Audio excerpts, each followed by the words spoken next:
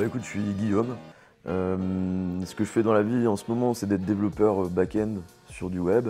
J'accompagne des clients, principalement des startups, dans la réalisation de leurs applications.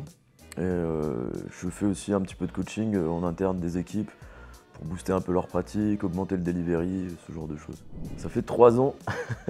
3 ans déjà, oui, ça passe vite. Mais ouais, j'avais fait je pense que c'était la deuxième promotion. C'est ultra pertinent parce que je suis en plein questionnement par rapport à ça. Je vais d'ores et déjà rempiler pour une quatrième année. Et ce qui m'est venu assez naturellement, c'est l'énergie que ça m'apporte. Le mouvement, les interactions, la stimulation intermembre, intercercle.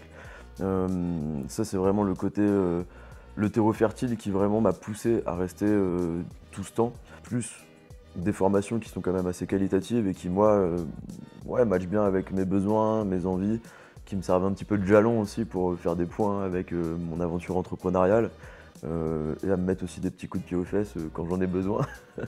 C'est principalement ça qui m'a fait rester et qui me fait renouveler une quatrième année.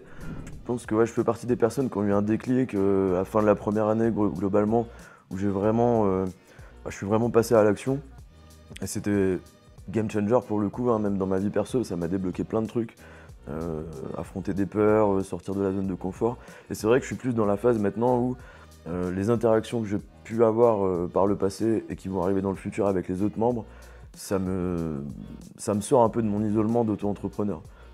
Mes amis comprennent pas ce que je fais, mais mon cercle proche, disons, pour eux c'est un monde à part et c'est des gens qui d'ailleurs te donnent souvent des conseils sur des stratégies pour monter des boîtes et tout, mais qui sont salariés depuis 15 ans et qui n'ont jamais rien monté. Donc c'est aussi bien d'avoir ce réseau très proche, surtout qui est bienveillant et avec qui tu te sens bien, en confiance, où tu peux échanger sur des sujets vraiment spécifiques à ce que tu traverses.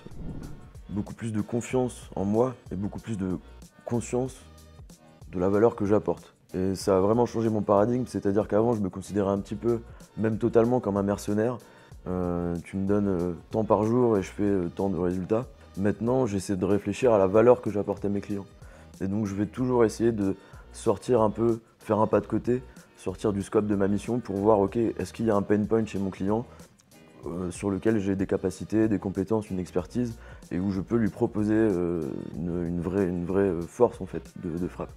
Et ça a vraiment changé ma relation client, la confiance que mes clients m'accordent, les avis clients que je récolte à chaque fin de mission aussi c'est vraiment le jour et la nuit. Avant j'avais des avis assez bateaux, maintenant j'ai des avis ultra pertinents qui font 45 lignes et ça me nourrit ça me nourrit en fait et ça me permet d'avancer.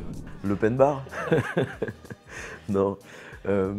Écoute, c'est la troisième convention du coup, parce qu'à chaque fois, la première convention elle a vraiment été ultra significative pour moi en termes de sens que je donnais un peu à mon aventure.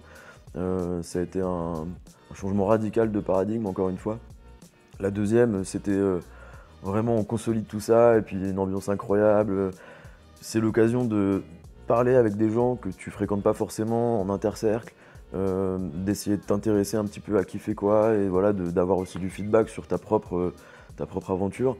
Et ouais, je pense que honnêtement, c'est principalement ça qui a dû me motiver à revenir au-delà du côté humain qui est. Enfin voilà, ça fait du bien de se poser 2 jours avec des personnes qu'on apprécie, qui font à peu près la même chose que nous et avec qui on passe des moments. Voilà, on est dans un super château, on mange super bien, et puis c'est hyper riche, ouais.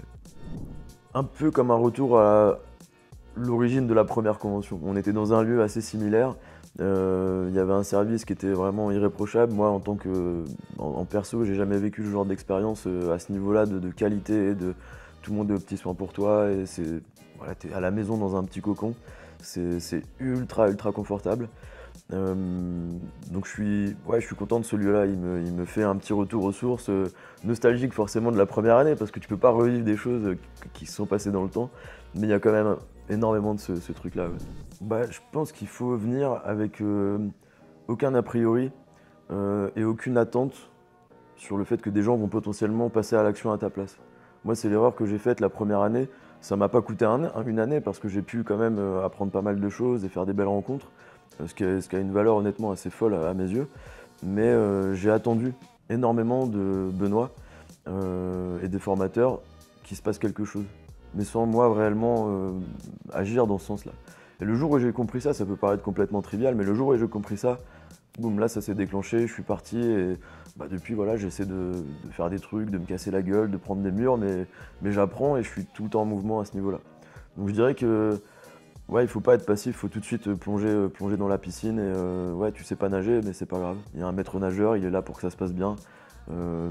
Honnêtement, enfin, tous les formateurs et formatrices que j'ai pu rencontrer, les coachs, Pierre et Benoît, tout le monde est exceptionnellement bienveillant et fait en sorte que ça avance dans le bon sens, à condition que ouais, tu te donnes un minimum de moyens, quoi.